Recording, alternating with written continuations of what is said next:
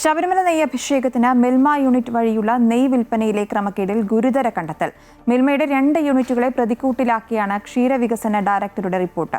ശബരിമലയിലേക്ക് നെയ്യ് നൽകുന്ന കടത്തുകരാറിൽ ക്രമക്കേടെന്നാണ് ഡയറക്ടർ റിപ്പോർട്ടിൽ വ്യക്തമാക്കുന്നത്.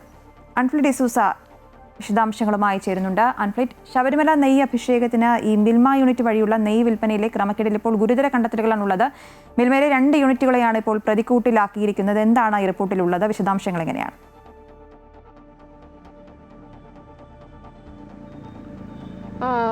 ശബരിമലയിലെ നെയ്യ് അഭിഷേകത്തിനപ്പുറത്തേക്ക് നെയ്യ് വിൽപ്പന നടത്തിയതുമായി ബന്ധപ്പെട്ടാണ്, അതായത് മിൽമയിൽ നിന്ന് വിൽപ്പനയ്ക്കായി നെയ്യ് വിൽപ്പന നൽകുന്ന കരാറുമായി ബന്ധപ്പെട്ട ഗുരുതരമായ ക്രമക്കേടിന് വേണ്ടിയുള്ള ഒരു അഴിമതി, അല്ലെങ്കിൽ ഗുരുതരമായ അഴിമതി നടത്തുന്നതിന് വേണ്ടിയുള്ള ക്രമക്കേട് ആ കരാറിൽ സമയത്ത് തന്നെ ഉണ്ടായി എന്നാണ് ഈ മിൽമയുടെ തന്നെ അന്വേഷണത്തിൽ കണ്ടെത്തുകയും ക്ഷീരവികസന ഡയറക്ടർ ആ രീതിയിലാണ് റിപ്പോർട്ട് നൽകിയിരിക്കുകയും ചെയ്തത്. അതായത് ഈ ടെൻഡർ നൽകുന്ന സമയത്ത് സീൽഡ് കരാറാണ് ഏറ്റവും കുറഞ്ഞ തുകയ്ക്ക് കരാർ നൽകിയ കമ്പനിക്ക്, കരാർ നൽകിയ വ്യക്തികൾക്കാണ് കരാർ നൽകിയത്. അത് തന്നെ പിന്നീട് അത് മറച്ചു വിൽക്കാൻ വേണ്ടിയാണ്. അതായത് നെയ്യ് ശബരിമലയിലേക്ക് മിൽമയിൽ നിന്ന് നെയ്യ് കൊണ്ടുപോകുമ്പോൾ, അതാണ് കടത്ത് കരാർ എന്ന് പറയുന്നത്.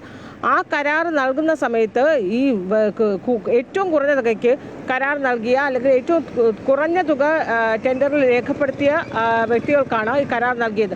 അത് സംശയത്തിനിടയാകുന്നു. ഇത് ഉറപ്പായും ക്രമക്കേട് നടത്തുന്നതിനും ഗുരുതരമായ അല്ലെങ്കിൽ വലിയ രീതിയിലുള്ള അഴിമതിക്ക് വേണ്ടിയാണ് ഈ രീതിയിൽ ഏറ്റവും കുറഞ്ഞ തുക കരാർ നൽകിയ വ്യക്തികൾക്ക് കരാർ നൽകിയത്. ഇത് ഈ കരാറിലൂടെ, അതായത് ശബരിമലയിൽ എത്തുന്ന വഴിയിൽ തന്നെ ഈ നെയ്യ് മറിച്ചു വിൽക്കാൻ വേണ്ടിയുള്ള ഒരു നീക്കമാണ് നടന്നത്. 2 യൂണിറ്റുകളെയാണ് ഇപ്പോൾ പ്രതിക്കൂട്ടിലാക്കി ഡയറക്ടർ ബോർഡ് റിപ്പോർട്ട് നൽകിയിരിക്കുന്നത്, ക്ഷീരവികസന വകുപ്പ് ഡയറക്ടർ റിപ്പോർട്ട് നൽകിയിരിക്കുന്നത്. ഇതിന്റെ അടിസ്ഥാനത്തിൽ നമുക്കറിയാം, കഴിഞ്ഞ ദിവസം തിരുവനന്തപുരം യൂണിറ്റിൽ തന്നെ പിരിച്ചുവിടുകയും ഇതിനെതിരെ അവർ പ്രതിഷേധവുമായി രംഗത്ത് വരികയും ചെയ്തിരുന്നു. ഈ പിരിച്ചുവിട്ടവർ പറയുന്നത് ഇത് അതായത് ഒരു രാഷ്ട്രീയ നീക്കമാണ് ഇതിന്റെ പിന്നിൽ നടക്കുന്നത്. മിൽമയുടെ തെരഞ്ഞെടുപ്പ് ഇപ്പോൾ ഈ മാസം അവസാനം മിൽമ ഫെഡറേഷന്റെ തെരഞ്ഞെടുപ്പ് വരികയാണ്. അപ്പോൾ നിലവിൽ ഇടത് സംഘടനകളാണ് ഈ ഭരണസമിതിയിലുള്ളത്. അപ്പോൾ അതിൽ നിന്ന് കോൺഗ്രസ് അനുകൂല സംഘടനകൾക്ക് ആ ഭരണസമിതി പിടിച്ചെടുക്കാനുള്ള ഒരു നീക്കമാണ്.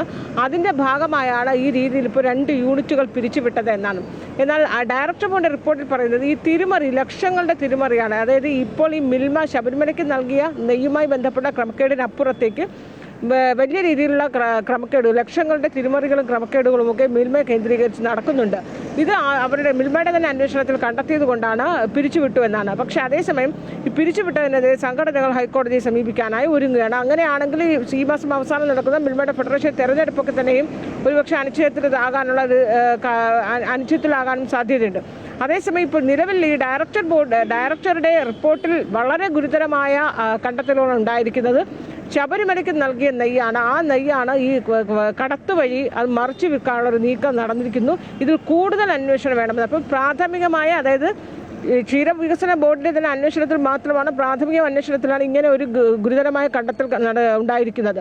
അതിനപ്പുറത്തേക്ക് സമഗ്രമായ ഒരു അന്വേഷണം വേണമെന്നാണ് ക്ഷീരവികസന ഡയറക്ടർ തന്നെ മുന്നോട്ട് വയ്ക്കുന്നത്. അങ്ങനെയെങ്കിൽ മറ്റൊരു ഏജൻസി ഇതിന് അന്വേഷണം നടത്തുമോ അതോ ആഭ്യന്തര വിജിലൻസ് തന്നെ അന്വേഷണം നടത്തുമോ എന്നാണ് അറിയേണ്ടത്. എന്തായാലും പ്രാഥമികമായ അന്വേഷണത്തിൽ വളരെ ഗുരുതരമായ ക്രമക്കേട് ശബരിമലയുമായി ബന്ധപ്പെട്ടതായതുകൊണ്ട്